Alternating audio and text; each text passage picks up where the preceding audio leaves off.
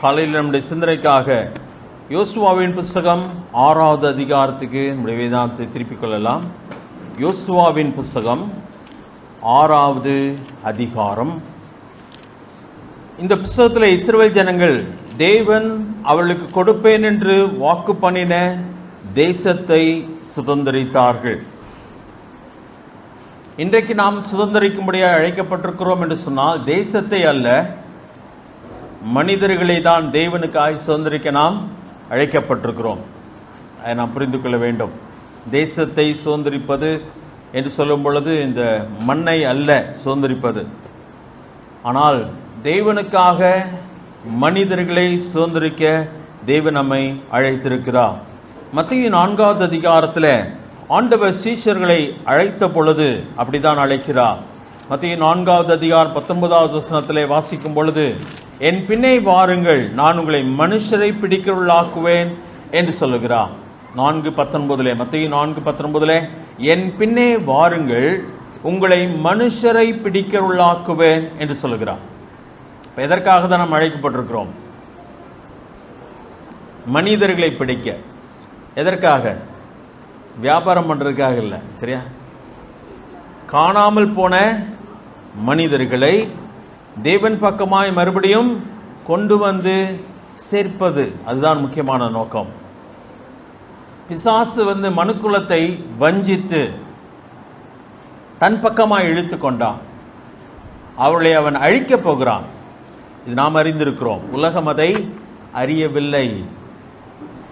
அவர்கள் யாராயிருக்கிறார்கள், எங்கே போய் கொண்டிருக்கிறார்கள், அவருடைய முடிவு என்ன என்பதை கூட அறியாத நிலைமையிலே மனிதர்கள் என்ன பண்றாங்க? ஓடிட்டு இருக்கிறாங்க. அதான் ரொம்ப பரிதாபமான ஒரு நிலைமை. மறுமை என்று ஒன்று உண்டு என்பதே அநேகருக்கு தெரியவில்லை. அதை அவர்களுக்கு யோசிக்கவும் நேரம் இல்லை. ஏதோ இந்த பூமியிலே இருக்கிறோம், இந்த பூமியிலே பொன்னையும் பொருளையும் சேர்க்க வேண்டும், புகழை சேர்க்க வேண்டும், அனுபவிக்க வேண்டும் என்ற பல நோக்கத்தோடு கூட வாழ்ந்து கொண்டிருக்கிறாள். இது ஒன்றுதான் வாழ்க்கை என்று நினைக்கிறார்கள். இதற்கு முன்னதாக இருந்ததை பற்றி அவர்களுக்கு தெரியவில்லை. இதற்கு பின்பதாக வரப்போகிற காரியத்தை பற்றி அவர்களுக்கு தெரியவில்லை. பிசாசு அவர்களை, போன வாரத்தில் நான் சொன்னேன் இல்லையா, அவருடைய மனக்கண்களை குருடாக்கினான். மனக்கண்களை குருடாக்கி வைத்திருக்கிறான். பார்வையே இல்லாத ஒரு மனுஷன், பிறவியிலேயே பார்வையில்லாமல் பிறந்த மனுஷன் போய் நீ குருட, உனக்கு கண்ணு தெரியல, உனக்கு பார்வையே இல்லைன்னு சொன்னா அவனுக்கு என்ன பண்ணாது? விளங்கவே விளங்க. நீ என்ன சொல்றீங்க? ஏன்னா அவன் வெளிச்சத்தை என்ன பண்ணதில்லை, பார்த்ததே கிடையாது. கண்களிலே ஒளி உண்டு என்று சொன்னால் அப்படின்னா என்னன்னு தான் அவன் கேட்பான். ஏன்னா ஒளியையே அவர் பார்த்ததில்லை. அப்படி அதே போல மனக்கண்கள் குருடாக்கப்பட்டிருக்கிறது என்பதை வேதம் சொல்கிறது. அதை நாம் யாரிடத்திலாவது போய் சொன்னா அவங்களால என்ன பண்ண முடியாது? விளங்கி கொள்ளவே முடியாது. பைத்தியக்காரன்னு சொல்லுவாங்க. எங்களெல்லாம் நீ அவமானப்படுத்துகிறாய் என்று சொல்லுவாங்க. நாங்கள் நல்லா தானே இருக்கிறோம் என்று சொல்லுவார்கள். நீ எதையோ பேசிக் கொண்டிருக்கிறாய் என்று சொல்லுவார்கள். அவங்களுக்கு விளங்காது. தேவன் மட்டுமே அந்த மனக்கண்களிலே வெளிச்சத்தை கொண்டு வர முடியும். முதலாவது தான் பார்வை இல்லாதவன் என்பதை அந்த மனிதன் உணர வேண்டும். 2 பார்வை இல்லாதவங்க ஆண்டவரை விரட்டிட்டே போறாங்க. தாவீதின் குமாரனே எங்களுக்கு இறங்கும். ஆண்டவர் அவங்க சத்தத்தை கூப்பிடுறத கவனிக்காம அவர் பாட்டுக்கு ஒரு வீட்டுக்குள்ள போயிட்டார். போன உடனே அவங்க நேராக அவர்கிட்ட போறாங்க. தாவீதின் குமாரனே எங்களுக்கு இறங்கும் அப்படி கேட்குறாங்க. அவர் சொன்னாரு, உங்களுக்கு என்ன வேணும்னு சொல்லி கேட்குறாங்க. நாங்கள் பார்வை அடைய வேண்டும். ஸோ அந்த பார்வையடைய வேண்டும் என்ற அந்த வெளிப்பாடே ஒரு அற்புதமான ஒரு காரியம். ஏன்னா அவங்க உலகத்தில் இருக்கிற மக்கள்கிட்ட என்னதான் கேட்டிருப்பாங்க? காசு தாங்கன்னு தான் கேட்டிருப்பாங்க. ஏதாவது தாங்களேன், தர்மம் செய்யுங்களேன்னு சொல்லி கேட்டிருப்பாங்க. ஆனால் இயேசுவினிடத்தில் அவர்கள் வந்தவர்கள் சொன்னாங்க, நாங்கள் பார்வையடைய வேண்டும். வெளிச்சம் அற்புதமான ஒரு காரியம். ஸோ இதுதான் தேவன் நம்ம கொடுக்கிற அந்த அற்புதமான ஒரு வெளிச்சம், நமக்கு கொடுத்திருக்கிற காரியம். இதை மற்றவர்களுக்கு நாம் கொண்டு போய் சேர்க்க வேண்டும். தேவன் அதை எதிர்பார்க்கிறவராக இருக்கிறார். சரியா? வெள்ளிக்கிழமையிலே அப்போஸ்தலர்கள் 10வது அதிகாரத்தில் எந்த மனுஷனை பற்றி படித்தோம்? கொர்நேலியு. கொர்நேலியு ஒரு ரோமன். படைத்த 100க்கு அதிபதியாக அவன் இருக்கிறான். ஆனால் அந்த மனுஷனுக்குள்ளே ஒரு வெளிச்சம் இருந்தது. சத்தியத்தை அறிய வேண்டும், மெய்யான தேவனை அறிய வேண்டும். அதனாலே அவன் எப்பொழுதும் ஜெபம் பண்ணுகிறவனாக இருந்தான், தானம் தர்மம் பண்ணுகிறவனாக இருந்தான். அவனுக்கு தேவன் அதை வெளிப்படுத்துகிறான். சரியா? இன்றைக்கும் சிலர் இருக்கிறார்கள் அப்படி. அப்ப இன்றைக்கு நாம் மற்றவர்களுக்கு சொல்ல வேண்டிய ஒரு காரியம் சொன்னா, மறுமை என்று ஒன்று உண்டு. வேதத்திலே உன் தேவனை சந்திக்கும்படி ஆயத்தப்படு. அழகான ஒரு வசனம். உன் தேவனை சந்திக்கும்படி ஆயத்தப்படு. எப்பொழுது சந்திக்க போகிறோம்? நம்மை படைத்தவரை. மரணத்துக்கு பின்பதாக ஒவ்வொரு மனுஷனும் அந்த தெய்வத்துக்கு முன்பதாக, தன்னை படைத்ததற்கு முன்பதாக போய் நின்றுதான் ஆக வேண்டும். இதுவே யாருக்குமே தெரியாது. நம்ம எங்க போய் நிற்போம்? வேற வார்த்தை. பைபிள் என்ன வார்த்தை சொல்லியிருக்கு? எங்க இருக்கு? 2 கொரிந்தியர் 5வது அதிகாரம். 2 கொரிந்தியர் 5வது அதிகாரம் 10ஆம் வசனத்திலே பார்க்கும்பொழுது, இது விசுவாசிகள் நானும் நீங்களும் எங்கே போய் நிற்கப் போகிறோம் என்று சொன்னால், மரணத்துக்கு பின்பதாக ஒரு நாளிலே. ஏனென்றால், வாசிக்கிறேன் 2 கொரிந்தியர் 5:10. ஏனென்றால் சரீரத்தில் அவனவன் செய்த நன்மைக்காவது தீமைக்காவது தக்க பலனை அடையும்படிக்கு நாம் எல்லாரும். இந்த புத்தகத்தை எழுதுறது யாரு? பவுல். யாருக்கு எழுதுகிறார்? கொரிந்து சபை மக்களுக்கு எழுதுகிறார். எப்படி எழுதுகிறார்? நாம் எல்லாரும் என்று எழுதுகிறார். அப்படின்னா தன்னையும் சேர்த்து கொண்டார், வாசிக்கிறவர்களையும் சேர்த்து கொண்டார். அப்ப இது விசுவாசிகளுக்கு எழுதப்பட்ட வார்த்தை என்பது தெளிவாக தெரிகிறது. நாம் எல்லாரும் கிறிஸ்துவின் நியாயாசனத்துக்கு முன்பாக வெளிப்பட வேண்டும். நியாயாசனத்துக்கு முன்பாக, நியாய தீர்ப்பு அல்ல நமக்கு, ஆனால் கணக்கு ஒப்புவிக்கப்பட வேண்டும், கணக்கு கொடுக்க வேண்டும். தேவன் நமக்கு கொடுத்த வாழ்க்கை, நாம் ரட்சிக்கப்பட்டிருக்கிறோம், பாவ மன்னிப்பை கொடுத்து விட்டா நமக்கு இனிமேல் என்ன இல்லை? நியாய தீர்ப்பு இல்லை, தண்டனை என்பது இல்லை. ஆனால் தேவன் அற்புதமாய் நம்முடைய கையிலே கொடுக்கப்பட்ட அந்த வாழ்க்கையை நாம் எப்படி செலவு செய்தோம், அதுதான் இந்த வசனம் துவக்கத்தில் சொல்கிறது. அவனவன் சரீரத்தில் அவனவன் செய்த நன்மைக்காவது தீமைக்காவது தக்க பலனை, ரிவார்டு, சரியா, அடையும்படிக்கு நாம் எல்லாரும் கிறிஸ்துவின் நியாயாசனத்துக்கு முன்பாக வெளிப்பட வேண்டும். எவ்வளவு நாட்கள் நமக்கு கொடுத்தார் இந்த பூமியிலே? எவ்வளவு பொருளை நம்முடைய கையிலே கொடுத்திருந்தார்? எவ்வளவு தாளந்துகளை கொடுத்திருந்தார்? எத்தனை வாய்ப்புகள் நமக்கு கொடுக்கப்பட்டது? அதை நாம் எப்படி செலவு செய்தோம் என்பதை நான் தேவனுக்கு முன்பதாக போய் கணக்கு ஒப்புவிக்க வேண்டும்.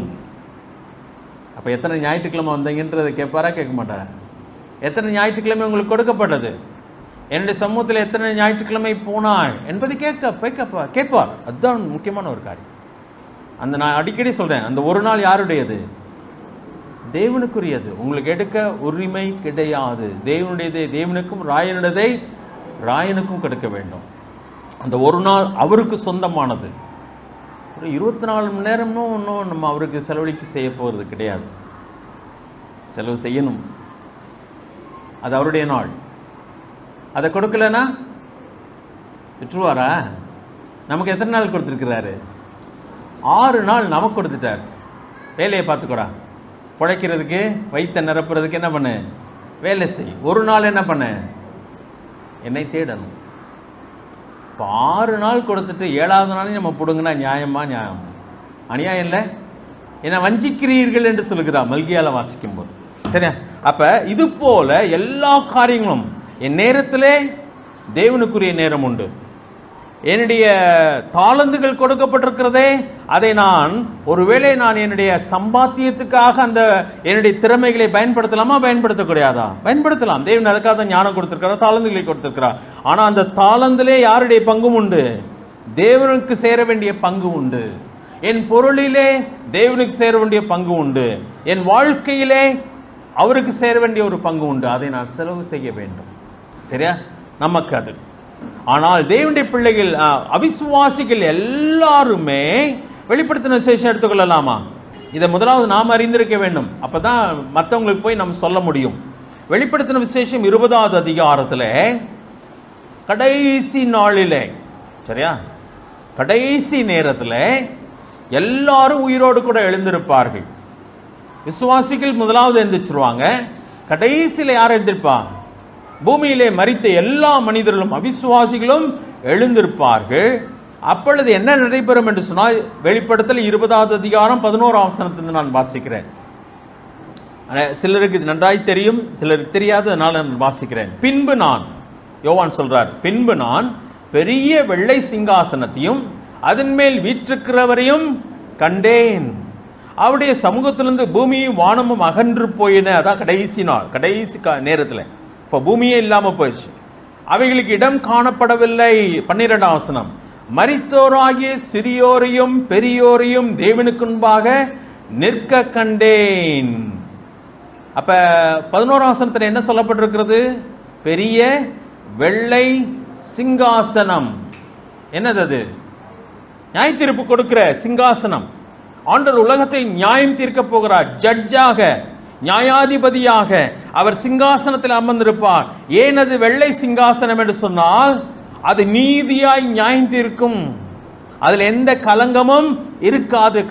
அங்கே எந்த குற்றவாளியும் தப்பவே முடியாது. தேவன் நீதியாய் நியாயம் தீர்க்க போகிறார். அங்கே யார் நிற்க போகிறார்கள்? 12ஆம் வசனம், மரித்தோராகிய சிறியோரையும் பெரியோரையும் தேவனுக்கு முன்பாக நிற்க கண்டேன்.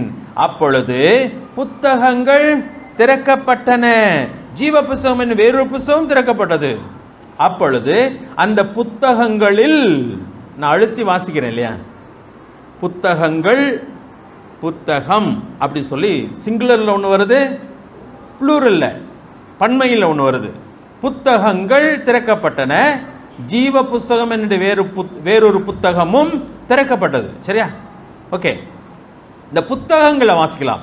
12வது வசனத்தில் கீழிருந்து 5வது வரியில, கீழிருந்து 5வது வரி. அப்பொழுது அந்த புஸ்தகங்களில் எழுதப்பட்டவைகளின்படியே மரித்தோர் தங்கள் தங்கள் கிரியைகளுக்கு தக்கதாக நியாய தீர்ப்பு அடைந்தார்கள். 13ஆம் வசனம், சமுத்திரம் தண்ணிலுள்ள மரித்தோரை ஒப்புவித்தது, மரணமும் பாதாளம் தண்ணிலுள்ள மரித்தோரை ஒப்புவித்தன. யாவரும், எல்லாரும் தங்கள் தங்கள் கிரியைகளின்படியே நியாய தீர்ப்பு அடைந்தார்கள்.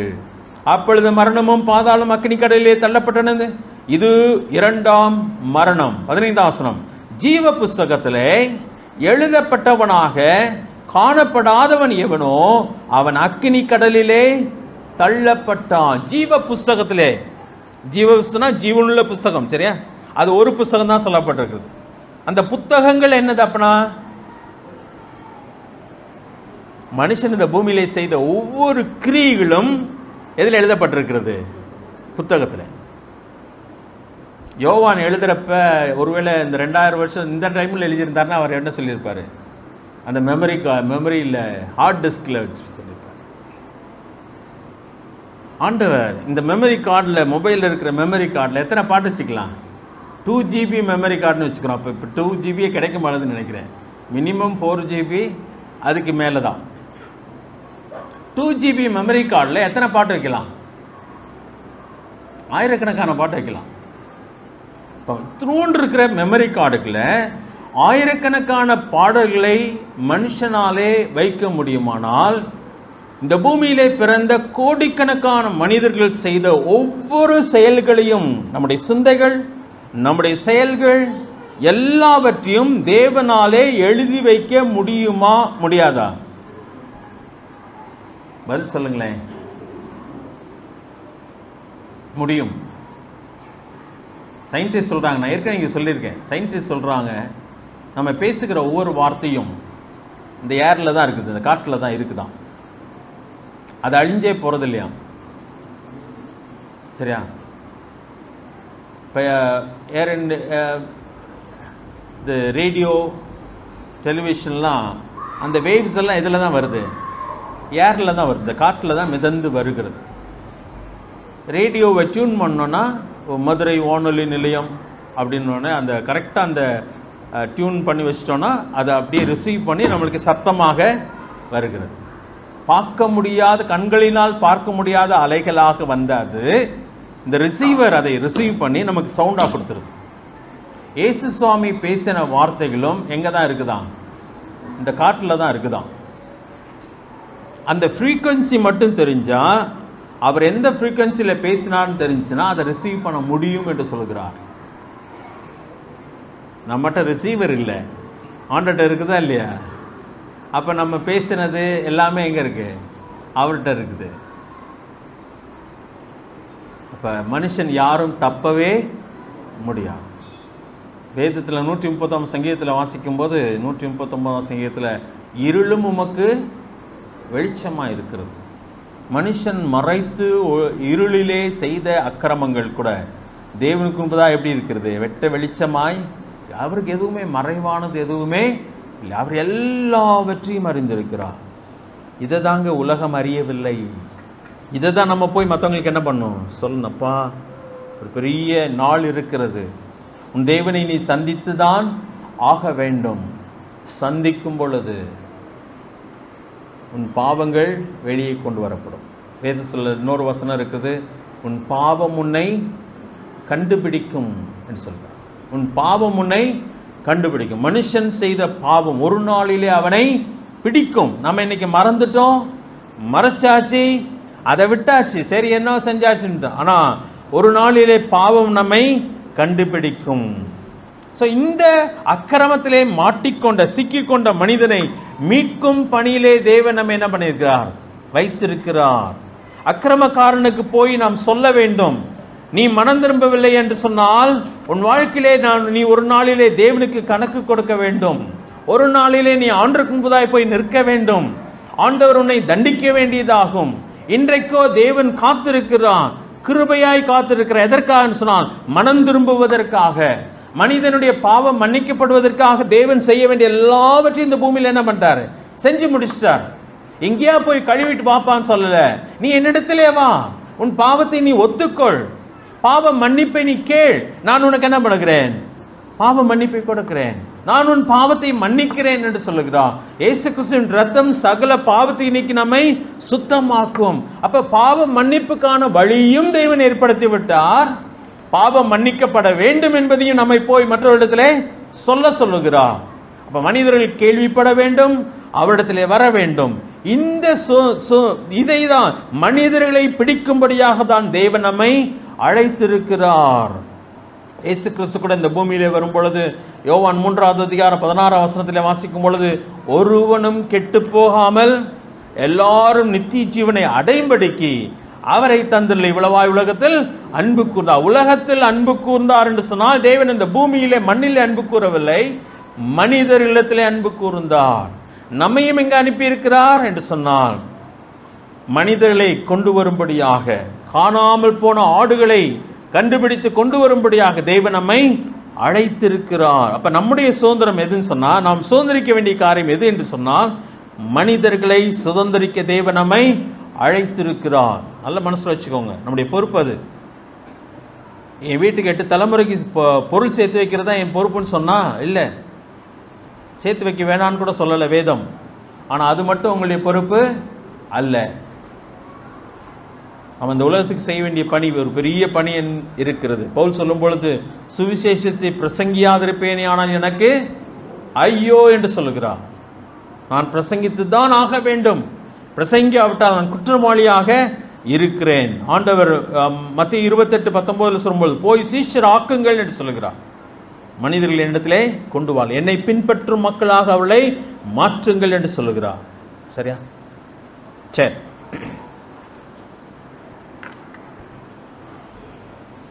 இஸ்ரவேல் ஜனங்கள் தேசத்தை சுதந்திரித்தார்களா, சுதந்திரிக்கவில்லையா?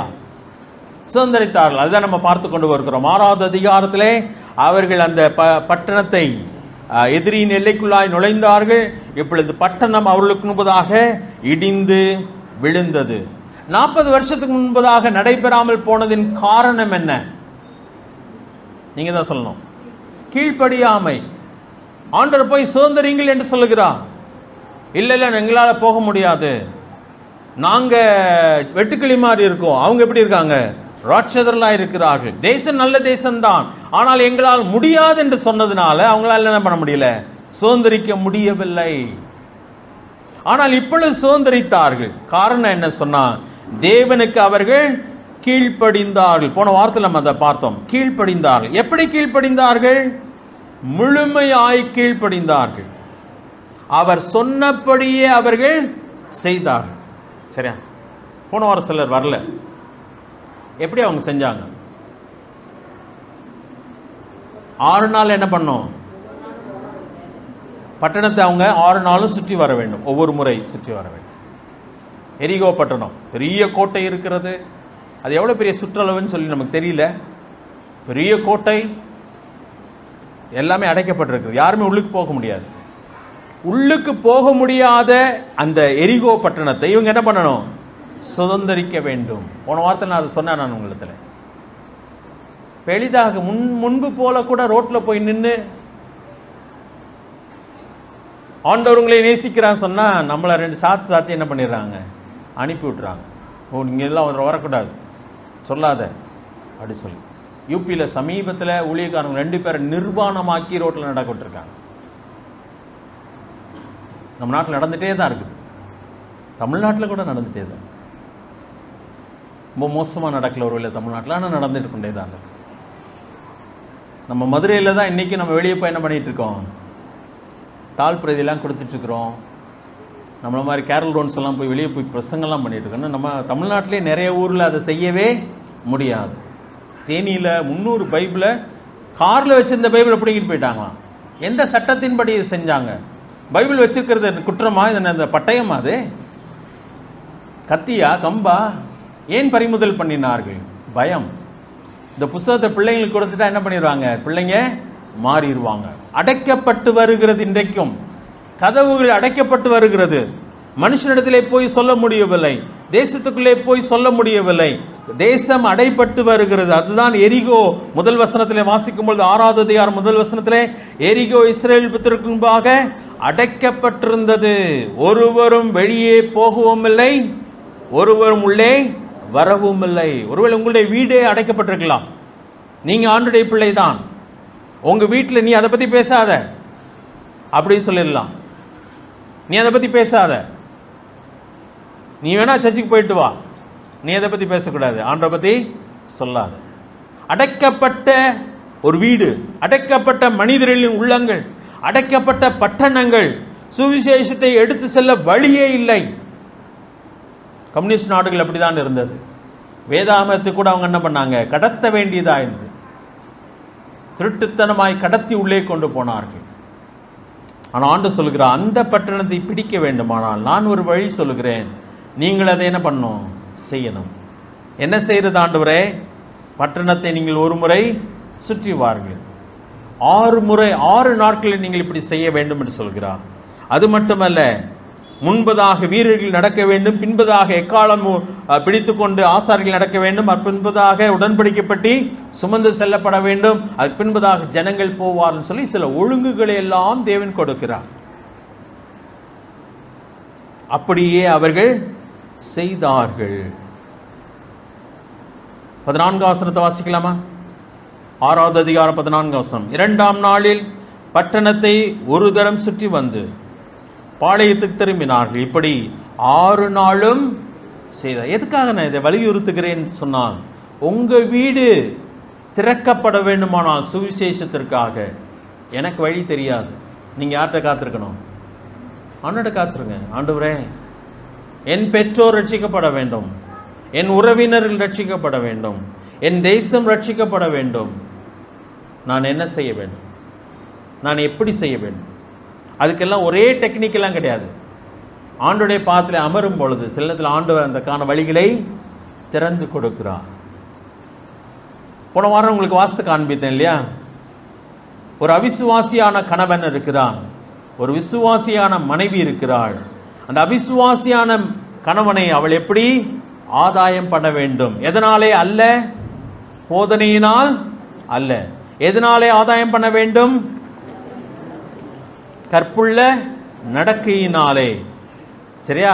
அந்த வசனத்தை மறுபடியும் வாசிக்கணும் பாருங்களேன். அதை எல்லாரும் புரிஞ்சுக்கணும். அந்த வார்த்தையை கவனிங்கள். 1 பேதுரு 3வது அதிகாரம் 1 வசனத்தை வாசிக்கிறேன். 1 வசனத்தினுடைய கடைசி 3 வரிகள். பயபக்தியோடு கூடிய உங்களுடைய கற்புள்ள நடக்கையை அவர்கள் பார்த்து. பயபக்தினா யாரிடத்திலே பயபக்தி? சொல்லுங்க. இல்ல, கணவனிடத்துல. சரியா? நீங்க ஆண்டுடைய பிள்ளைதான்.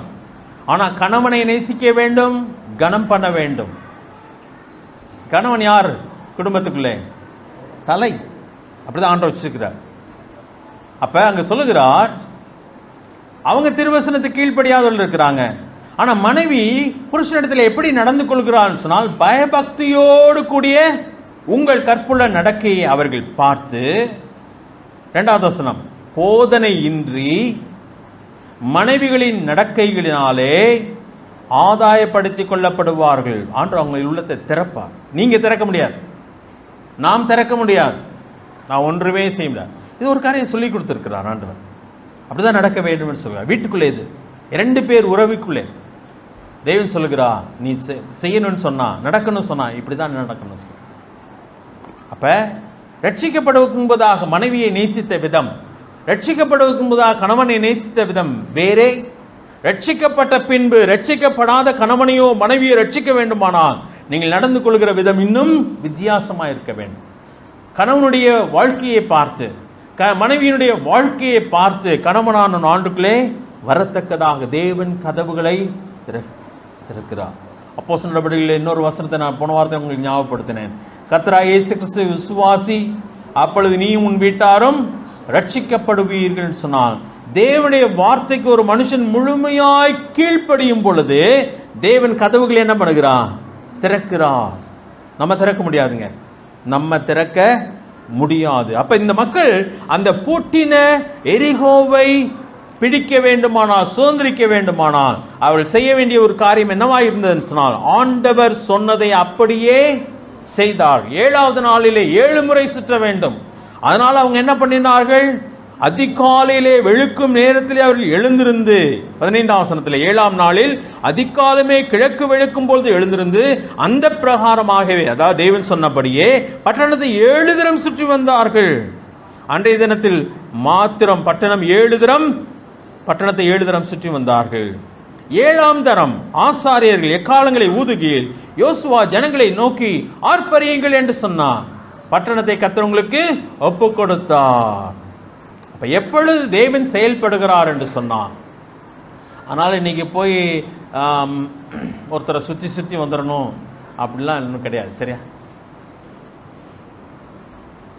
தேவன் நம்மை என்ன செய்ய சொல்லுகிறார் என்பதை கவனிக்க வேண்டும். ஒவ்வொரு சூழ்நிலையிலும் வெவ்வேறு விதமாய் தேவன் செய்கிறார். சரியா? நம்ம 7வது அதிகாரத்தில் படிக்க போறது ஆயிப்பட்டணம். அதை எப்படி பிடிக்க போகிறார் என்பதை ஆண்டவர் அங்கே அவளுக்கு சொல்லுகிறார். சரியா? ஓகே. இப்ப இன்றைக்கு நம்ம ஆண்டவரிடத்திலே காத்திருந்து ஆண்டவர் என்ன சொல்லுகிறார் என்பதை கவனித்து அதன்படி நாம் செய்ய வேண்டும். வேதத்தில் ஏற்கனவே நிறைய காரியங்கள் நமக்கு சொல்லிக் கொடுத்திருக்கிறார், அதன்படி நாம் நடக்க வேண்டும். 20ஆம் வசனத்துக்கு வரலாம். எக்காலங்களை ஊதுகையில் ஜனங்கள் ஆர்ப்பரித்தார்கள். எக்கால சத்தத்தை ஜனங்கள் கேட்டு மகா ஆரவாரத்தோட முழங்குகையில் அலங்கம் இடிந்து விழுந்தது. உடனே ஜனங்கள் அவரவர் தங்களுக்கு நேராக பட்டணத்தில் ஏறி பட்டணத்தை பிடித்தார்கள். இங்கே ஆண்டவர் சொல்கிறார், அலங்கம் விழுந்தது. இவங்க போய் இடிக்கவில்லை, அது விழுந்தது.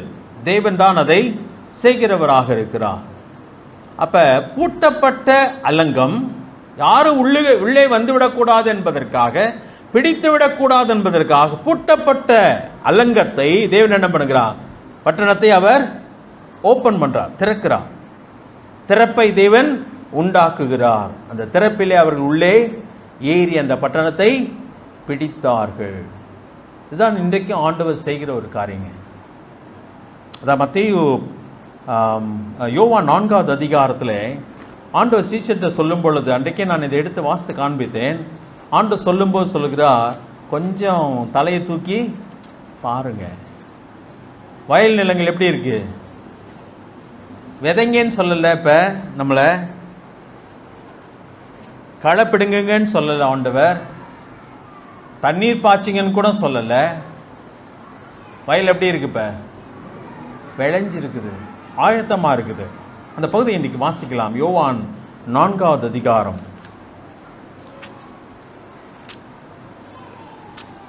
யோவான் 4வது அதிகாரத்திலே 35ஆம் வசனத்திலிருந்து நான் வாசிக்கிறேன். நல்லா கவனிச்சுட்டே வாங்க. அறுப்பு காலம் வருகிறதற்கு இன்னும் 4 மாதம் செல்லும் என்று நீங்கள் சொல்லுகிறது இல்லையா? இதோ வயல் நிலங்கள் இப்பொழுதே அறுப்புக்கு விளைந்திருக்கிறது. உங்கள் கண்களை ஏறெடுத்து பாருங்கள் என்று நான் உங்களுக்கு சொல்லுகிறேன் என்று சொல்கிறார். 37வது வசனம். 37வது வசனம். அப்ப அங்கே அந்த 35ல் சொல்ற காரியம் என்னன்னு சொன்னா, நீ கண்ணை மட்டும் தூக்கி பாரு, வயல் எப்படி இருக்கு, அறுவடைக்கு ரெடியா இருக்கு. நீ போய் என்ன மட்டும் தான் செய்யணும், அறுவடை தான் செய்யணும். அப்ப அலங்கத்தை போய் இடின்னு சொல்லல ஆண்டவர், வேற எதுவும் செய்யன்னு சொல்லல. நீ போய் என்ன பண்ணிக்கோ, எடுத்துக்கோ, அறுவடை பண்ணு, எல்லாமே ரெடியா இருக்குன்னு சொல்கிறா. சரி, அந்த ஸ்திரீ சொன்ன காரியம் என்ன? ராகாப் சொன்ன காரியம் என்ன? ஜனங்களுடைய இருதயம் என்ன ஆயிடுச்சு, ஏற்கனவே சோர்ந்து போயிடுச்சு. அவங்களுக்கு தெரியும் இவங்க வந்து நம்மளை என்ன பண்ண போறாங்க, பிடிக்க போறாங்க சொல்லி தெரியும். ஆனா ராகாப் தப்பிச்சுக்கிட்டா. எதனால தப்பிச்சுக்கிட்டா? சரண்டர் ஆகிவிட்டால் ஆண்டோடத்திலே, ஆண்டுடைய ஜனங்களிடத்திலே. அதை பின்னதாக பார்க்கலாம். 37வது வசனம். விதைக்கிறவன் ஒருவன், அறுக்கிறவன் ஒருவன். ஒருவன்னா ஒரு நபர் என்று சொல்லல. விதைக்கிறவன் வேறொருவன், அறுக்கிறவன் வேறொருவன். அப்ப யார் விதைச்சா? ஆண்டவர் ஏற்கனவே ஜனங்களை கொண்டு என்ன பண்றாரு, விதைச்சு நம்முடைய தேசம் ஆயத்தமாய் இருக்கிறது பொழுது ஆண்டவர் சொல்கிறார், விதைக்கிறவன் ஒருவன், அறுக்கிறவன் வேறொருவன் என்கிற மெய்யான வழக்கு சொல் இதனாலே விளங்குகிறது. 38ஆம் வசனம். வசனத்தை நல்லா கவனிங்க. நீங்கள் பிரயாசப்பட்டு பயிரிடாததை அறுக்க நான் உங்களை அனுப்பினேன். மற்றவர்கள் பிரயாசப்பட்டார்கள், அவருடைய பிரயாசத்தின் பலன் நீங்கள் பெற்றீர்கள் என்று சொல்கிறார். தேவன் நம்ம எதற்காக அனுப்புறான்னா, நம்ம ஒண்ணுமே செய்ய வேண்டாம், போய் அறுவடைக்கு நம்ம போனால் போதும். அதை தான் தேவன் சொல்கிறார். ஏற்கனவே நம்ம யோசுவால 23வது அதிகாரத்தை எடுத்து வாசிக்கும் போது சொன்னேன் நானு, ஜனங்கள் வந்து என்ன பண்ணல, யுத்தம் பண்ணியெல்லாம் தேசத்தை பிடிக்கவில்லை. அவரே குழவிகள் அனுப்பி என்ன பண்ணிட்டாரு, விரட்டி அடிச்சிட்டார். நீ போய் தேசத்தை எடுத்துக்கோ அப்படி சொல்லுகிறான். அப்ப இன்றைக்கு தேவன் ஜனங்களை சுதந்திரிக்கும்படியாக நம்மை அழைக்கிறார். நீங்க ஊழியத்தில் ஈடுபட்டு பார்த்தீங்கன்னா உங்களுக்கு தெரியும், ஜனங்களை ஆண்டுக்காய் கொண்டு ஒரு சிரமம் இல்லைன்னு சொல்லுங்க. 7 நாள் சுத்தின சிரமமா இருந்திருக்காதா? போரிங்கா இருந்திருக்காதா? இது எப்படி நடக்கும்ன்ற யோசனை வந்திருக்காதா? என்னமோ யோசுவா சொல்றாரு, நம்மளும் நடந்துட்டு இருக்கிறோம். என்ன கிறுக்குத்தனமா இல்ல? மேல இருந்து கூட பார்த்து யார் கேலி பண்ணியிருப்பாங்க? எரிகோ மக்கள் கேலி பண்ணியிருப்பாங்க. இது நடக்கிறத பாரு அப்படி சொல்லியிருப்பாங்க. ஆனா அவங்க நடந்தாங்க. தேவன் சொன்னதை அவர்கள் செய்தார்கள். செய்த பொழுது தேவன் அங்கே திறப்புகளை கொண்டு வருகிறவராக இருக்கிறார். இதுதான் முக்கியமான, இந்த கீழ்ப்படிதலை தான் தேவன் எதிர்பார்க்கிறார். தேவன் அங்கே பெரிய காரியத்தை செய்கிறவராக இருக்கிறார். அப்போஸ்தலர் நடவடிக்கைகள் 16வது அதிகாரம் அதிலே ஒரு காரியத்தை வாசிக்கிறேன் பாருங்களேன். அப்போஸ்தலர் நடவடிக்கைகள் 16வது அதிகாரம். பவுலும் பர்னபாவும் புறப்பட்டு அங்கே 2வது மிஷனரி பயணத்திலே போயிருக்கிறார்கள். போன பொழுது பிலிப்பு பட்டணத்திலே போய் எங்க போய் உட்கார்றது, எங்க போய் பிரசங்கம் பண்றது அவங்களுக்கு தெரியல. அதனால அங்கே சில நாள் தங்கி இருக்கிறாங்க. அதுக்கப்புறம் பார்த்தீங்கன்னா 13வது வசனம் வாசிக்கலாம். அப்போஸ்தலர் 16வது அதிகாரம் 13வது வசனம். ஓய்வு நாளில் நாங்கள் பட்டணத்துக்கு வெளியே போய் ஆற்றின் அருகே வழக்கமாய் ஜெபம் பண்ணுகிற இடத்தில் உட்கார்ந்து அங்கே கூடி வந்த ஸ்திரீகளுக்கு உபதேசம் செய்தோம், உபதேசித்தோம். பவுலும் பர்னபாவும் என்ன பண்ணன்னு தெரியல, பவுலும் சீலாவும் நினைக்கிறேன். சரியா? அப்ப அவர்கள் அங்கே இருக்கிறாங்க. 14ஆம் வசனம். அப்பொழுது தியத்திரா ஊராளும் ரத்தாம்பரம் விற்கிறவளும் தேவனை வணங்குகிறவளுமாகிய லீதியாள் என்னும் பேருள்ள ஒரு ஸ்திரீ கேட்டுக்கொண்டிருந்தாள். பவுல் சொல்லியவைகளை கவனிக்கும்படி கர்த்தர் அவள் இருதயத்தை திறந்தருளினார். இவங்க கீழ்ப்படிஞ்சாங்க. ஆண்டவர் என்ன சொன்னார்? போய் என்ன பண்ணுங்க, பிரசங்கம் பண்ணுங்கள். எங்க ஆண்டவரே பண்ண? ஆத்தங்கரைக்கு போனாங்க. அங்கதான் உட்கார்ந்து ஜெபம் பண்ணுவாங்க. அங்க போய் அந்த இடத்துக்கு போறப்ப அங்க சில ஸ்திரீகள் உட்கார்ந்து கொண்டு இருந்தாங்க. அவங்ககிட்ட போய் யாரை பத்தி சொன்னாங்க? ஆண்டவரை பத்தி சொன்னாங்க. அப்படி சொல்லும் பொழுது ஒரு பெண்ணுடைய இருதயத்தை தேவன் என்ன பண்ணுகிறார்? திறக்கிறார். அந்த ஒரு பெண்ணை கண்டுபிடிக்கிற கஷ்டமா? கஷ்டம் இல்லையா? அதாங்க கஷ்டம். ஆனா தேவனுக்கு யார் கீழ்ப்படுகிறார்களோ, தேவன் அந்த உள்ளங்களை திறக்கிறவராக இருக்கிறார். அலங்கம் இடிந்து விழுந்தது. விழுந்த பொழுது அவங்க என்ன பண்ணாங்கன்னா அந்த நேராக ஏறி அங்கே அந்த பட்டணத்தை பிடித்தார்கள். நம்ம கீழ்ப்படியும் பொழுது தேவன் திறப்புகளை உண்டாக்குகிறவராக இருக்கிறார். அதிசயமான ஒரு காரியம். உங்களால் எவ்வளவு புரிந்து கொள்ள முடியும்னு சொல்லி தெரியல. ஆனால் இதுதாங்க ஆண்டவர் நம்மிடத்தில் எதிர்பார்க்கிற காரியம். நம்ம செய்ய வேண்டும். உட்கார்ந்திருக்கிற வரைக்கும், சும்மா உட்கார்ந்திருக்கிற வரைக்கும் தேவனுக்காக நம்ம எதையுமே சாதிக்க போறது கிடையாது. ஆண்டவர் பேதுரு பார்த்து சொல்றார், உன் வலையை போடு, ஆழத்திலே தள்ளி கொண்டு உன் வலையை போடு. ஆண்டவரே, முழுசும் பிரயாசப்பட்டு என்ன பண்ணல, அகப்படல. மீன் பிடிக்கிறது உங்களுக்கு தெரியுமா தெரியலையான்னு எனக்கு தெரியல ஆண்டவரே. நீங்கள் மீனவர் கிடையாது, ஆனால் எங்களுக்கு தெரியும் மீனை பகலில் பிடிக்க முடியாது. நீங்கள் என்ன சொல்லிட்டு இருக்கீங்க? இப்போ போய் வலையை போட சொல்கிறீங்க ஆண்டவரே. இதெல்லாம் பேதுரு சொல்லலை. அவன் மனசில் ஓடி இருக்குமா, ஓடி இருக்காதா? நம்ம பரம்பரையாக செஞ்சிட்ருக்குறோம், இவர் நமக்கு ஆலோசனை சொல்கிறான். ஆனால் அவன் சொல்கிறான், நீர் சொன்னபடி. அந்த லூக்கா 5வது அதிகாரத்தில் அந்த வார்த்தையை கவனிங்களேன். லூக்கா 5வது அதிகாரத்தில், லூக்கா 5வது அதிகாரம் 5வது வசனம். அதற்கு சீமோன், ஐயரே, முழுவதும் நாங்கள் பிரயாசப்பட்டோம், ஒன்றும் அகப்படவில்லை. ராத்திரியிலே கிடைக்கல. ஆகிலும், லூக்கா 5:5, ஆகிலும் உம்முடைய வார்த்தையின்படியே வலையை போடுகிறேன். அதான் கீழ்ப்படிதல். என்னுடைய அறிவுக்கு அது பைத்தியக்காரத்தனம், என்னுடைய அனுபவத்திலே அது செய்யக்கூடாத ஒரு காரியம். ஆனால் உம்முடைய வார்த்தை, நீ போடு என்று சொல்லுகிறீர், நான் போடுகிறேன் என்று சொன்ன பொழுது அவன் போட்டான். அங்கே 6வது வசனத்தில் பார்க்கும்பொழுது, அந்தபடி அவர்கள் செய்து தங்கள் வலை கிழிந்து போகத்தக்கதாக மிகுதியான மீன்களை பிடித்தார்கள். சில நேரத்தில் போகும்போது பைத்தியக்காரத்தனமாக தான் இருக்குங்க. நான் அதை உணர்ந்திருக்கிறேன். நான் மிஷரியா போனப்போ 23 வயது, கிறுக்கு பய மாதிரி தான் சுற்றிட்டாங்க. எங்களை வேடிக்கை பொருளாக தான் நாங்கள் இங்கே இருந்தோம். பைத்தியக்காரத்தனமாக என்ன செய்யறே தெரியாது. நான் ஏற்கனவே உங்களுக்கு சொல்லியிருக்கேன், 2 சர்வே பண்ணோம். என்னன்னா, என்ன பண்ணுறதுன்னு தெரியாமல் அந்த 2 சர்வேயை பண்ணணும். ஏன்னு சொன்னால் கிராமத்துக்குள்ளே போக முடியாது. கிராமத்துக்குள்ளே போனாலே நீ எதுக்கு இங்கே வந்தேன்னு சொல்லி, இப்போ ரொம்ப அது மோசம். சில இடங்களுக்குள்ளே போக முடியாது சொன்னால் பிள்ளை பிடிக்கிறவங்க சொல்லி அடித்து கொண்டு போட்டுறாங்க. சமீபத்தில் கூட நடந்துச்சு. ஜார்க்கண்டில் ஹோம் மக்கள் மத்தியிலேயே ஒன்று நடந்துச்சு. யாருன்னு தெரியல. அவன் அங்கிட்டே அவன் சுற்றிட்டு இருந்தனால அவனை பிடிச்சி அடித்து கொண்டு விட்டாங்க. பிள்ளை பிடிக்க வந்தான்னு சொல்லி. ஸோ நான் இருக்கிறேன்னு சொல்லுவாங்க, டேவிட் தனியாக போகாத, ஆடு தொலைஞ்சா தேடு, மாடு தொலைஞ்சா தேடு, மனுஷன் தொலைஞ்சா தேடாதுன்னு சொல்லுவாங்க. இப்படி ஒரு பழமொழி அவங்களுக்கு இருந்துச்சு. ஏன்னு சொன்னால் நரபலி இருந்துச்சு அன்றைக்கு. தனியாக யாராலும் போனால் அவனை பிடிச்சி ஒழிச்சு வச்சுருவாங்க. அவங்க பண்டிகை நினைக்க அவனை கொலை செய்வாங்க, பலியிடுவாங்க. ஸோ என்ன சொல்லுவாங்க, டேவிட் நீ தனியாக சுற்றக்கூடாது சொல்லுவாங்க. பல இடையூறுகள் இருந்தது. பைத்தியக்காரத்தனமாக நாங்கள் சுற்றி இருக்கிறோம்.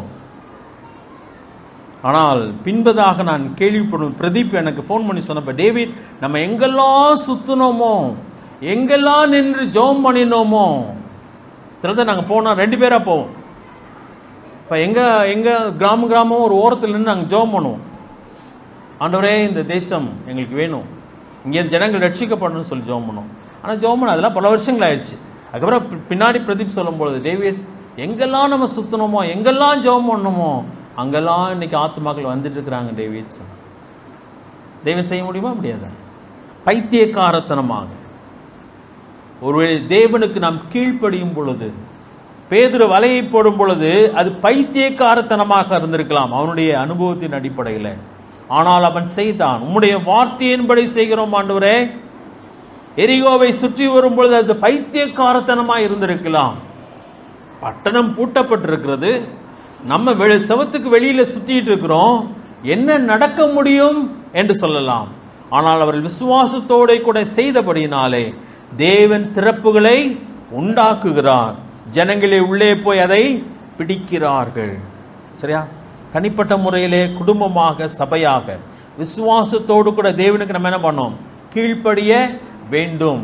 எப்படி ஏதுன்னு சொன்னா பதில் அதுக்கு இல்லை. தேவன் சொல்லுகிறாரா இல்லையா, அது மட்டும்தான் நம்முடைய கேள்வியாக இருக்க வேண்டும். அங்கே நாம் அதை செய்யும் பொழுது தேவன் பெரிய காரியங்களை செய்கிறவராக இருக்கிறார். சரியா? ஓகே. இந்த நாளிலே விசேஷமாய் 17வது வசனத்திலிருந்து 19வது வசனம் வரைக்கும் தேவன் சில எச்சரிப்புகளையும் கொடுக்கிறார். இப்ப பட்டணம் விழுந்துருச்சு, அவங்க உள்ளுக்கு ஏறி போயாச்சு, அவங்க தேசத்தை சுதந்திரிக்கிறார்கள். சுதந்திரிக்கும் வேளையிலே தேவன் அவர்களுக்கு சில எச்சரிப்புகளை கொடுக்கிறார். தொடக்கூடாதவைகள் என்று சொல்லி சில பற்றி சொல்கிறார். சேர்த்து கொள்ளப்பட வேண்டியவர்கள் என்று சொல்லி சிலரை பற்றி சொல்கிறார்.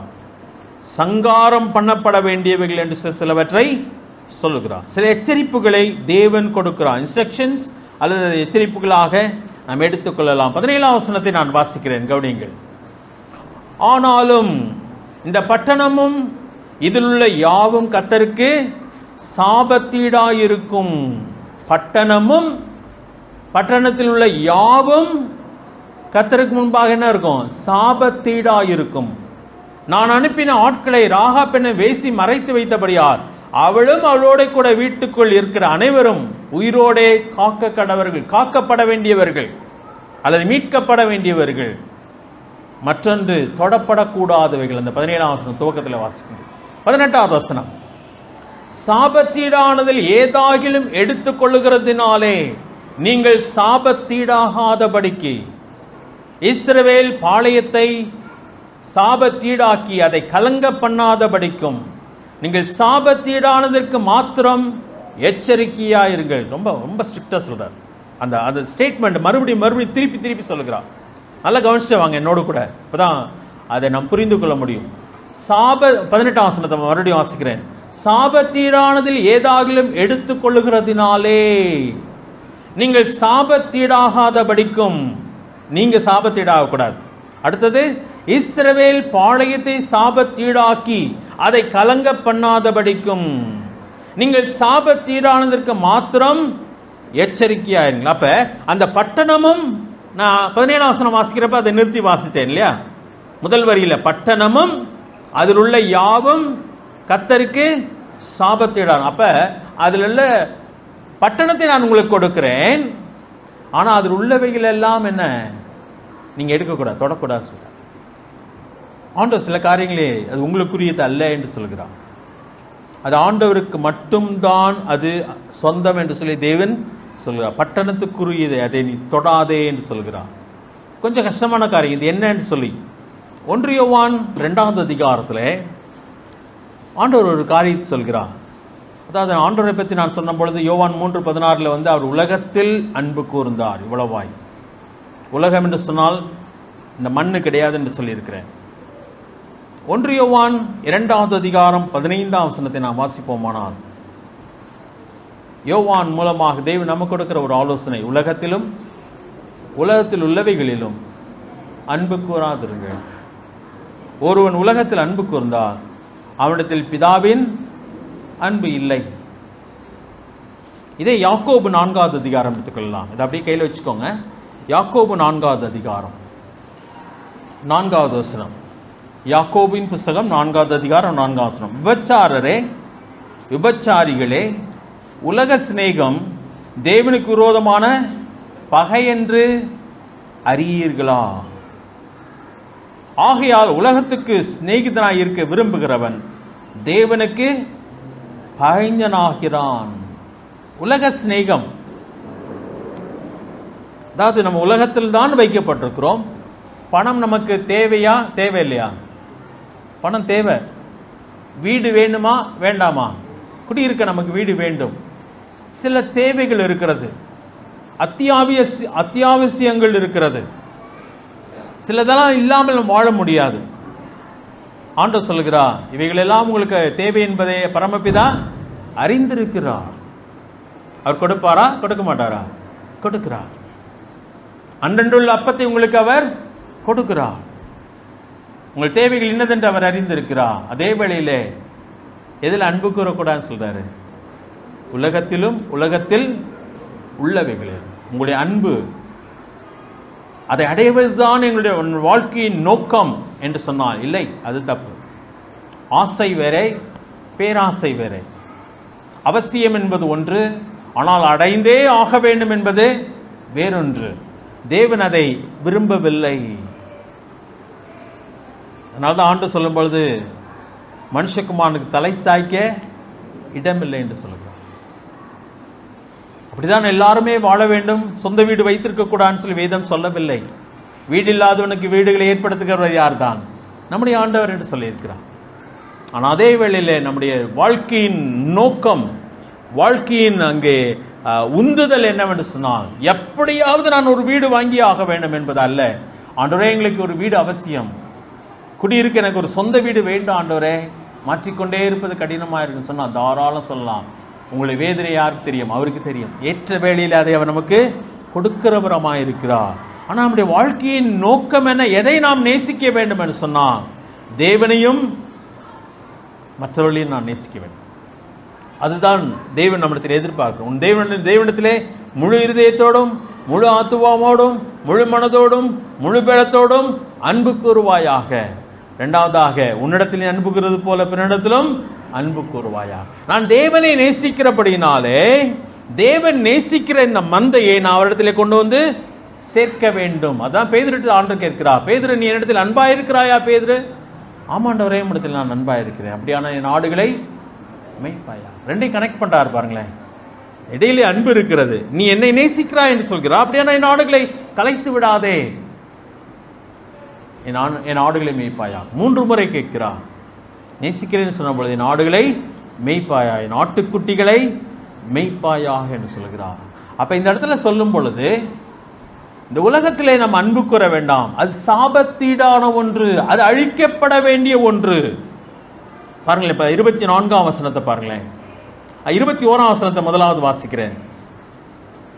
ஒருவேளை இது நான் 3வது சொன்ன சங்கரிக்கப்பட வேண்டியவைகளோடு கூட சேர்ந்து வருகிறது. அதை நான் இப்பொழுதே சொல்லிவிடுகிறேன். 21ஆம் வசனம், பட்டணத்தில் இருக்கிற புருஷரையும் ஸ்திரீகளையும் வாலிபரையும் கிழவரையும் ஆடுகளையும் கழுதைகளையும் சகலத்தையும் பட்டயத்தினாலே சங்காரம் பண்ணினார்கள். 24ஆம் வசனம், பட்டணத்தையும் அதிலுள்ள யாவையும் அக்கினியினால் சுட்டரித்தார்கள். வெள்ளியும் பொன்னையும் வெண்கலத்தினால் இரும்பினாலும் செய்த பாத்திரங்களையும் மாத்திரம் கர்த்தரின் ஆலயத்தின் பொக்கிஷத்திலே சேர்த்தார்கள். சிலது எனக்கு விளங்கல, ஏன் ஆண்டவரை செய்ய சொன்னார் என்று சொல்லி. அது தேவனுடைய கட்டளை என்பதை நான் புரிந்து கொள்ள வேண்டும். என் உலகத்தை உண்டாக்குனது யாரு தான்? தேவன். வெள்ளியும் பொண்ணும் யாருடையதான்? தேவனுடையது. அப்ப தேவன் இதை சொல்லுகிறார், நீ எல்லாத்தையும் அழிச்சிரு, எல்லாத்தையும் சுட்டரித்து விட வேண்டும், அதெல்லாம் நீ தொடக்கூடாது, அது சாபத்தீடான ஒன்று, ஆனால் எனக்கு சொந்தமானது என்பதை சொல்லுகிறார். உபாகமம் 7வது அதிகாரம் எடுத்துக்கொள்ளலாம். உபாகமம் 7வது அதிகாரம்.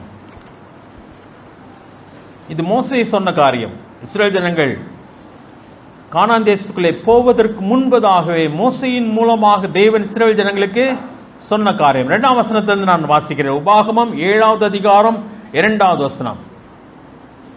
உன் தேவனாய கர்த்தர் அவர்களை உன்னிடத்தில் ஒப்பு கொடுக்கும் போது அவர்களை முறியடித்து அவளை சங்காரம் பண்ண கடவாய், அவளோட உடன்படிக்கை பண்ணவும் அவளுக்கு இறங்கவும் வேண்டாம். 3ஆம் வசனம், அவளோட சம்பந்தம் கலவாயாக, உன் குமாரத்திகளை அவளுக்கும் கொடாமலும் அவள் குமாரத்திகளை உன் குமாருக்கு கொள்ளாமலும் இருப்பாயாக.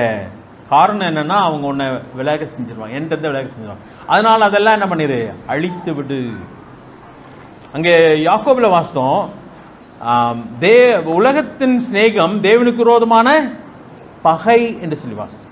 உலகத்தை ஒருவன் நேசிப்பானானால், உலகத்தின் பொருளை அவன் நேசிப்பானானால், பணம் சம்பாதிப்பதுதான் அவனுடைய வாழ்க்கையின் முக்கியமான நோக்கமாக இருக்குமானால், புகழ் பெறுவதுதான் அவனுடைய நோக்கமாக இருக்குன்னா, அவன் யாரை நேசிக்க முடியாது என்று சொல்றாரு. தேவனை நேசிக்க முடியாது. 2 எஜமானர்கள் ஊழியம் செய்ய ஒருவனாலும் முடியாது. இது கடினமான காரியம். ஆனால் இதுதான் தேவன் சொல்கிற ஒரு காரியம். நீ பட்டணத்துக்குள்ள போ, ஆனா எதையும் தொடாத. காரணம், அது சாபத்தீடான ஒன்று, அது அழிக்கப்பட வேண்டிய ஒன்று.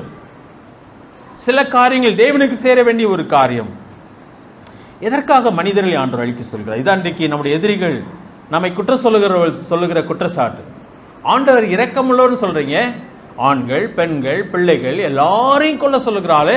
ஆடு மாடுகள், காளிமுத்துங்க இல்லையா, காளிமுத்துக்கு ஆடை கொண்டானா பயங்கர கோவம் வந்துடும். அது எப்படி கொல்லலாம்? அது என்ன தப்பு பண்ணுச்சு? மாடுகளை ஆடுகளை நேசிக்கிறதுனால. சொல்லுங்களேன், ஆண்டவர் ஏன் அதெல்லாம் செய்ய சொன்னார்? இந்த ஜனங்களுக்கு ஆண்டவர், நான் சில அதிகாரங்களுக்கு முன்னாடி அதை சொன்னேன். நான் இந்த ஜனங்களுக்கு தேவன் கிருபையின் காலத்தை கொடுத்தாரா கொடுக்கலையா? எத்தனை வருஷம் கொடுத்தார்? மறந்துட்டீங்களா? 400 வருஷம். ஆபிரகாம் காலத்திலே இந்த தேசத்தை கொடுப்பேன்னு சொல்லிட்டார் ஆண்டவர். ஆனால் ஆபிரகாம்கிட்ட சொல்கிறார், 400 வருஷம் பொறுத்திருக்க வேண்டும், நீ அந்த தேசத்தில் சுதந்திரிக்க முடியாதான், நான் பிள்ளைகள் அதை சுதந்திரிப்பாங்க, அதை நான் உங்களுக்கு கொடுப்பேன். காரணம் என்ன? எம்மோரியின் அக்கிரமம் இன்னும் நிறைவாகவில்லை. கிருபையின் காலத்தை நீட்டி கொடுத்தார். இந்த ராகாப் என்ற பெண்ணாளவள் சொல்லுகிறாள், நீங்க சிவந்த சமுத்திரத்தை கடந்த பொழுதே எங்கள் இருதயம்லாம் என்ன ஆயிடுச்சு? கரைந்து போயிடுச்சு. எங்கள் பலன் எல்லாம் நாங்கள் அற்று போனோம். அப்ப உங்களை பற்றி நாங்கள் கேள்விப்பட்டு கொண்டே தான் இருக்கிறோம். உங்கள் தேவனே தேவன், இந்த உலகத்திலே வானத்திலும் பூமியிலும் உங்கள் தேவனே தேவன் என்று சொல்லுகிறார். அவள் தன்னை யாருக்கு ஒப்பு கொடுத்தாள்? தேவனுக்கு தன்னை ஒப்பு கொடுத்தாள். காரணம் என்ன என்று சொன்னால், உங்கள் தேவன் தான் வானத்திலும் பூமியிலும் தேவனானவர். எங்க இருக்கு இந்த வசனம்? 2வது அதிகாரம் 11ஆம் வசனத்தை வாசிக்கிறேன். யோசுவா 2வது அதிகாரம் 11ஆம் வசனம். கேள்விப்பட்ட போது, 11ஆம் வசனம், 2வது அதிகாரம் 11ஆம் வசனம். கேள்விப்பட்ட போது, அதாவது இஸ்ரவேலின் தேவனை பற்றி கேள்விப்பட்ட பொழுது எங்கள் இருதயம் கரைந்து போயிற்று, உங்களாலே எல்லாருடைய தைரியமும் அற்று போயிற்று. உங்கள் தேவனாய கர்த்தரே உயர வானத்திலும் கீழே பூமியிலும் தேவனானவர். ரூத் சொன்னது போல, உன் தேவன் உங்கள் தேவன் என் தேவன். உங்கள் மக்கள் ஜனங்கள் என்ன நினைச்சனர்? அவள் தன்னை அப்படியே ஒப்பு கொடுத்தாள். அதே தான் ராகாப் செய்தாள். ராகாப் சொல்கிறாள், உங்கள் தேவனே பூமியிலே வானத்திலும் பூமியிலும் தேவனானவர் சொல்கிறார், அதனால் அவர் எனக்கு வேண்டும் என்று சொல்லி தன் வீட்டை அவர்களுக்கு திறந்து கொடுத்தாள். அவளுக்கு திறந்து கொடுக்கிறார். மிக முக்கியமான ஒரு காரியம் இது. ஆண்டவர் சொல்லுகிறார், உங்களை ஏற்றுக்கொள்கிறவன் என்னை ஏற்றுக்கொள்கிறான், என்னை ஏற்றுக்கொள்கிறவன் என்னை அனுப்பினவரை ஏற்றுக்கொள்கிறார். யார் ஒருவர் ஆண்டுடைய வசனத்தை சுமந்து கொண்டு வருகிறார்களோ அவர்களை யார் ஒருவன் ஏற்றுக்கொள்கிறானோ அவங்க யாரை ஏற்றுக்கொள்றாங்க? ஆண்டவரை ஏற்றுக்கொண்டதாக தேவன் பார்க்கிறார். ஆண்டவரை, குமாரனை ஏற்றுக்கொண்டவர்களை தேவன் எப்படி பார்க்கிறார்னா, என்னையே அவர்கள் ஏற்றுக்கொண்டார்கள் பார்க்கிறார். அதுதாங்க இங்கே நடந்துச்சு. அதுதான் இங்கே நடந்தது. அப்ப இந்த மக்களை தேவன் ஏன் கொலை செய்கிறார், ஏன் அவர்களை அழிக்கிறார் என்று சொன்னால், அவருடைய பாவம் நிறைவாயிற்று. எந்த விதத்தில் அவருடைய பாவம் நிறைவாயிற்று என்று சொல்லி தெரிகிறது என்று சொன்னால், எங்களுக்கு யார் வேண்டாம்?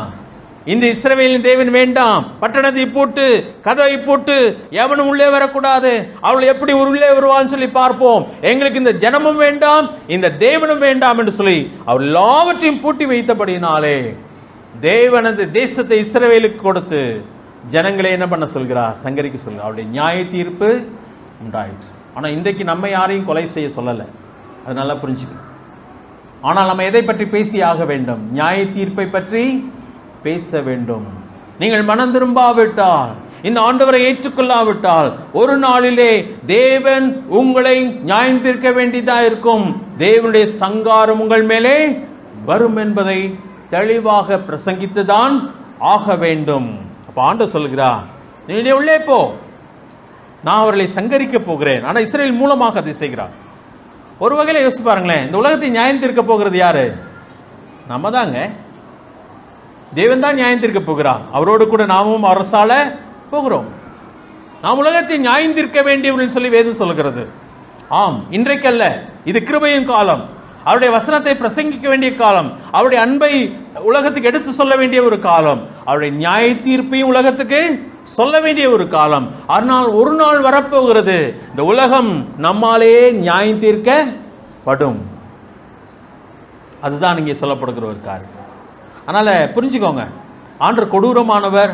குழந்தைகளை எல்லாம் கொள்றாரு, ஆண்கள் ஸ்திரீகளை எல்லாம் கொள்கிறார், மிருகங்களை கூட கொள்கிறார் சொன்னால், ஐயா, அவர் தான் படைத்தவர். படைக்க அவருக்கு அதிகாரம் உண்டு, அவருக்கு அழிக்கவும் அதிகாரம் உண்டு. ஆனால் அவர் அழிப்பதற்கு முன்பதாக கிருபையின் நாட்களை நீட்டிக் கொடுத்து கொண்டே வருகிறார். அவ்வளவு நாட்களை நீட்டிக் கொடுத்த பொழுதும் அவன் தன் உள்ளத்தை அடைத்து கொண்டபடியினாலே, அந்த தேவனுக்கு தனக்கு இடமில்லை என்று சொன்னதினாலே அவனை அழிக்க வேண்டிய நிர்பந்தத்திற்கு ஆளாகிறார்கள். ஆனால் 17ஆம் வசனத்திலேயே பாருங்க, 17ஆம் வசனத்துடைய பின்பகுதியில் ஆண்டவர் என்ன சொல்கிறார்? நான் அனுப்பின ஆட்களை ராகாப் என்னும் வேசி மறைத்து வைத்தபடியால் அவளும் அவளோடு கூட வீட்டுக்குள் இருக்கிற அனைவரும் உயிரோடே காக்க கடவர்கள். யாரை ஏற்றுக்கொண்டாங்க? யோசுவாவினாலே அனுப்பப்பட்ட வேவுக்காரர்களை அந்த பெண்ணாளோ தன் வீட்டிலே ஏற்றுக்கொண்டார். அவளுடைய உயிருக்கு ஆபத்து வந்துருச்சு, ஆனா ஏற்றுக்கொண்டாள். காரணம் என்ன சொன்னா, அவளுக்கு நல்லா தெரிஞ்சிருச்சு, நான் என்னதான் வீட்டை பூட்டினாலும் சரி, யார் தான் தேவன்? அவர் தான் தேவன். நான் அவருக்கு பூட்டுறதை விட அவருக்கு நான் என் வாழ்க்கையை திறந்து கொடுப்பது நல்லது என்று சொல்லி தன் வாழ்க்கையை அவருக்கு அர்ப்பணித்தாள். இப்ப அவர்கள் மட்டும் காக்கப்படுகிறார்கள். இதாங்க இந்த உலகத்தில் நடக்க போகிற ஒரு காரியம். கடைசி நாளில் தேவனுடைய நியாய தீர்ப்பு வரும் பொழுது யாரெல்லாம் தங்கள் உள்ளத்திலே ஆண்டவருக்கு இடம் கொடுத்தார்களோ அவர்கள் காக்கப்படுவார்கள்.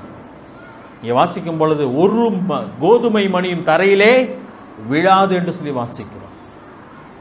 நம்ம போரடிக்கும் பொழுது நிறைய மணிகள் என்ன ஆயிரும்? சதுரி விழுந்து போயிடும். ஆனால் ஆண்டு சொல்கிறார், நான் கடைசியாய் நான் போரடிக்கும் பொழுது கோதுமையும் பதரையும் நான் பிரித்து எடுக்கும் பொழுது ஒரு கோதுமை மணி கூட எங்கே போகாது? பதரிலே போய்விடாது. அதை சரியாக நான் பிரித்து எடுப்பேன். அதை மத்தேயு 24 சொல்லும் பொழுது வலது பக்கத்திலே சிலரை நிறுத்தப் போகிறார், செம்மறியாடுகளையும் இடது பக்கத்திலே வெள்ளாடுகளையும் நிறுத்தப் போகிறார். சரியா? செம்மறியாடு எது, வெள்ளாடு எதுன்னு தெரியுமா? பிள்ளைங்கிட்ட தான் கேட்கணும், பெரியவங்களுக்கு ஒரு வேலை தெரியும். வெள்ளாடுன்னு சொன்னால் வெள்ளை வெள்ளையருன்னு நான் நினச்சிக்கிட்டேன். ரொம்ப நாள் கழிச்சு தான் எனக்கு தெரியும், என்ன வெள்ளாடெல்லாம் கலர் கலராக இருக்கா, நான் செம்மறியாடு தான் வெள்ளையாக இருக்குது. நமக்கு தெரியாது, ஆனால் மெய்ப்பனுக்கு தெரியுமா? தெரியாதா? மெய்ப்பனுக்கு தெரியும். ஒன்று கூட மிஸ் ஆகாது. அவன் மாதிரியெல்லாம் சொல்ல முடியாது, அவன் பார்த்தாலே தெரியும். அதுபோல யார் தங்கள் உள்ளத்திலே ஆண்டவருக்கு இடம் கொடுத்தார்களோ, தங்கள் பாவம் மன்னிக்கப்பட வேண்டும் என்று சொல்லி இரட்சகருக்கு தங்கள் வாழ்க்கையில் இடம் கொடுத்தார்களோ அவர்கள் மீட்கப்படுவார்கள். மற்றவர்கள் தேவனுடைய நியாயத்தீர்ப்பிலே விழுந்து போவார்கள். இதுதாங்க அங்கே சொல்லப்படுகிற ஒரு காரியம். சரி, நான் இதோடு கூட முடிக்கிற நேரம் ஆயிடுச்சுனால அங்கே எல்லாத்தையும் ஆண்டவர் அந்த பட்டணத்தை அழிக்க சொல்கிறார். சரியா? ஆண்டுடைய பொருள் மட்டும் சேர்க்கப்படுகிறது. அப்போ எதை தொடக்கூடாதவர்கள் என்று சொன்னேன், சங்கரிக்கப்பட வேண்டியவர்கள் என்று சொன்னேன்.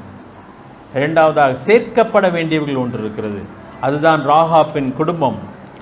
அவர்கள் தேவனுக்காய் சேர்க்கப்பட்ட ஒரே ஒரு வசனம் மட்டும் வாசித்து முடிச்சது. 25வது வசனம். 25வது வசனம். எரிகோவை வேவு பார்க்க யோசுவா அனுப்பின ஆட்களே ராகாப் என்னும் வேசி மறைத்து வைத்தபடியினால் அவளையும் அவன் கணவன் வீட்டாரையும் அவள் தகப்பன் வீட்டாரையும் அவளுக்குள்ள யாவையும் யோசுவா உயிரோடே வைத்தான். அவள் இந்நாள் வரைக்கும் இஸ்ரவேலின் நடுவிலே குடியிருக்கிறாள். என்ன அழகான வார்த்தை தெரியுமா? யார் அவள்? தொழிலிலே அவள் யார்? ஒரு வேசி. ஜன இனத்திலே அவள் யார்? கானானியர், ஏத்தியர், அந்த அழிக்கப்பட வேண்டிய ஜனத்தின் மக்களை சேர்ந்தவள். ஆனா இப்ப எங்கே வாழ்ந்து கொண்டிருக்கிறாள்? இந்நாள் வரைக்கும் இஸ்ரவேலின் நடுவிலே குடியிருக்கிறாள். புறஜாதிகளாயிருந்த நானும் நீங்களும் தேவனுடைய ஜனங்களாய் இஸ்ரவேலாய் போல இஸ்ரவேலையும் புறஜாதியின் தேவன் இருதரத்தாரையும் ஒன்றாக்கினார். அவர்கள் ஆண்டுடைய பிள்ளைகள் என்று சொன்னார்கள். இன்றைக்கு நாமும் ஆண்டுடைய பிள்ளைகள் என்று சொல்கிறோம். அவர்கள் தேவனுக்கு சொந்தமானவர்கள், நாமும் தேவனுக்கு சொந்தமானவர்கள். வெளிப்படுத்தின விசேஷத்தில் போன வாரம் கூட பையங்களுக்கு நான் எடுத்து வாசித்து காமிச்சேன். ஒரு வசனத்தை நான் எடுத்து காமிக்கிறேன், கவனிங்க. 21வது அதிகாரத்தில் 2 வார்த்தை சேர்த்து சொல்லப்பட்டிருக்கிறது.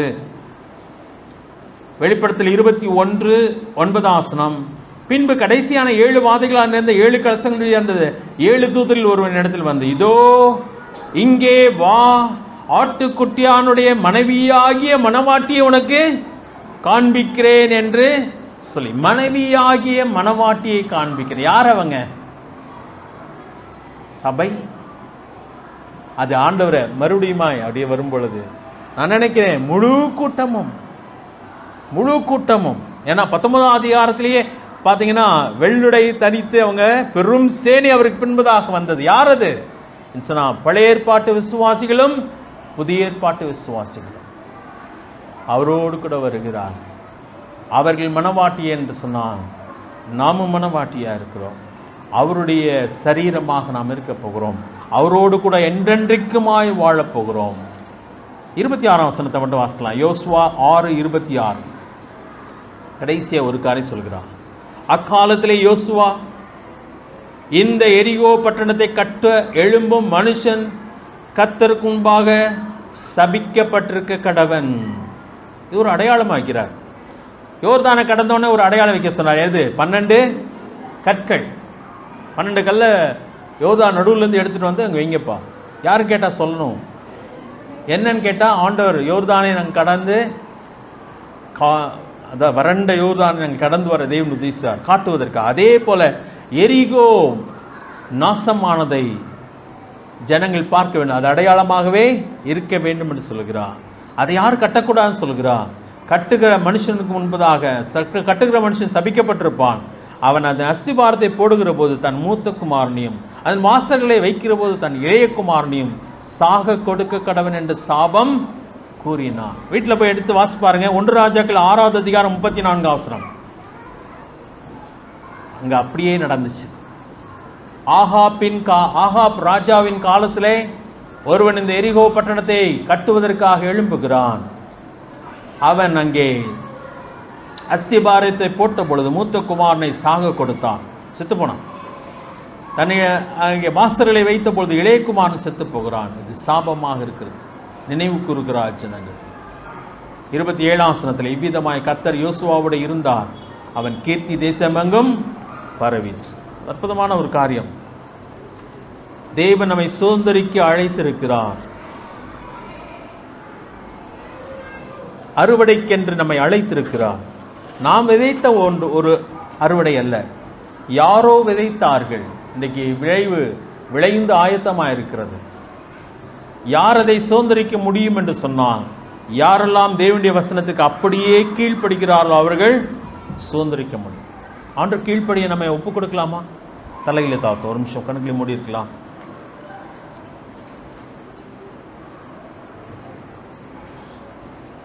கற்பனையான ஒன்றை நான் பேசிக் கொண்டிருக்கவில்லை. நடக்க முடியாத ஒன்றை வேதத்தில் நமக்கு எழுதி கொடுக்கவும் இல்லை. தேவன் நம்மை சுதந்தரிக்க அழைத்திருக்கிறார், சம்பாதிக்க அழைத்திருக்கிறார் என்று சொல்ல விரும்பவில்லை.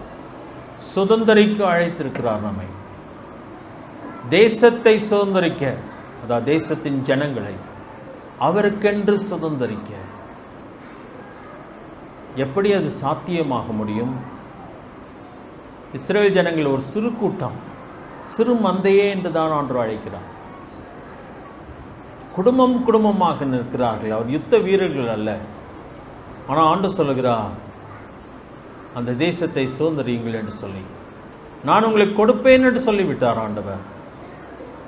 எப்படி அது சாத்தியமாகும்? ஒரே ஒரு வழிதான், அவர் சொல்லுகிறபடி நாம் செய்ய வேண்டும்.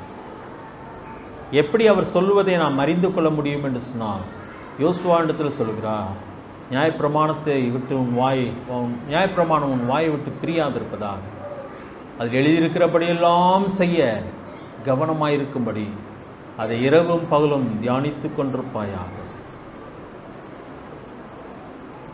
தேவனுடைய வசனம் என்ன சொல்லுகிறது என்று சொல்லி தெரிந்து கொள்ள வேண்டுமானால் அவருடைய வேதத்தை தியானிக்க வேண்டும். தேவன் என்ன செய்ய சொல்லுகிறார் என்பதை அறிந்து கொள்ள வேண்டுமானால் தேவனுடைய வசனத்தை தியானிக்க வேண்டும். அறிந்து கொண்டால் மட்டுமே அவர் சொன்னதை நாம் செய்ய முடியும். அவர் சொன்னதை செய்தால் மட்டுமே நாம் சுதந்திரிக்கிறவர்களாயிருப்போம்.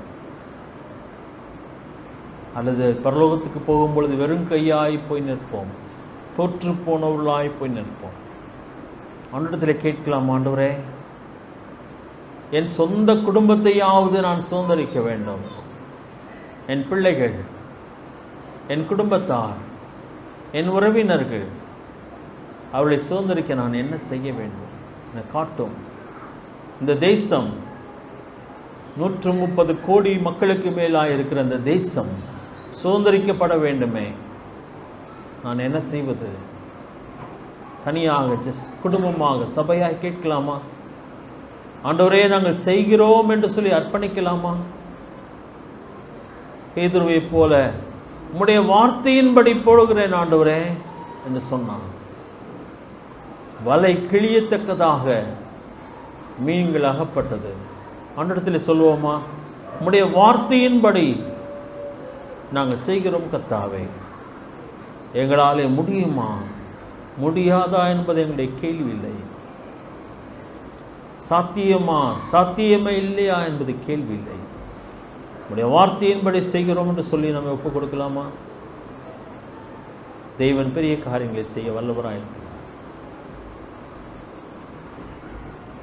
எங்களை நேசிக்க நல்ல ஆண்டவரே, துதிக்கிறோம். மனுஷீகம் அநேக நேரத்தில் எங்களை அழுத்துகிறது. எங்களுடைய அனுபவங்கள் முடியாது என்று சொல்லுகிறது. உலக பிரகாரமான பயங்கள் எங்களை நடுங்கச் செய்கிறது. இது மேலோங்கினபடினால் தான் 40 ஆண்டுகளுக்கு முன்பதாக இஸ்ரவேல் ஜனங்கள் தோற்று போனார்கள். ஒண்ணுமே செய்யலாங்க, ஒன்றையும் சுதந்திரிக்காமல் அழிந்து போனார்கள் வனாந்தரத்தில். எங்களுடைய வாழ்க்கை அப்படி அழிந்து போக வேண்டாம். உமக்காக எதையும் செய்யாமல் நாங்கள் இந்த பூமியிலே கண்ணை மூடக்கூடாது. எதற்காக எங்களை பிடித்தீரோ அதை பிடித்துக் கொள்ளத்தக்கதாக நாங்கள் ஓட எங்களுக்கு கிருபை தாரும். நீர் அற்புதமான தேவன், பெரிய நோக்கத்துக்காக எங்களை அழைத்திருக்கிறீர். உன்னதமான காரியங்களை எங்கள் மூலமாய் நீர் செய்ய விரும்புகிறீர். காணாமல் போன ஆடுகளை கொண்டு வர உமக்கு திட்டங்கள் உண்டு. எங்களை எடுத்து பயன்படுத்தும். உமாலே முடியாத காரியம் ஒன்றுமில்லை. எல்லாமே பூட்டப்பட்டிருந்தாலும் நீர் திறக்க வல்லவர். திறப்புகளை உண்டாக்க நீர் உமாலே முடியும். அதை நம்பிதான் இஸ்ரவேல் ஜனங்கள் அத்தனை நாட்கள் அந்த பட்டணத்தை சுற்றி வந்தார்கள். நீர் அதை திறந்தீர், அதை அவர்கள் சுதந்திரித்தார்கள். அதே போல இந்த பூமியிலே நாங்கள் நம்பிக்கையோடு கூட நாங்கள் நீ சொன்னதை செய்ய எங்களுக்கு பலன் தாரும். அப்படிப்பட்ட ஒரு மனப்பாட்டை எங்களுக்கு தாரும், தைரியத்தை எங்களுக்கு தாரும். உமக்காக இந்த பூமியிலே பெரிய காரியங்களை செய்ய எங்களுக்கு பலன் தாரும். ஆசீர்வதிங்க கர்த்தாவே, உம்முடைய நாமத்தை மேம்படுத்தும். அந்த தேவனுடைய பிள்ளை எல்லாரையும் ஆசீர்வதி. உடைய கிருபையினால் எங்களை இடைக்கட்டும். எல்லாவற்றையும் மீட்பு ரட்சகருமாகி இயேசு கிறிஸ்துவின் நாமத்தில் கேட்கும் நல்ல பிதாவே, ஆமென்.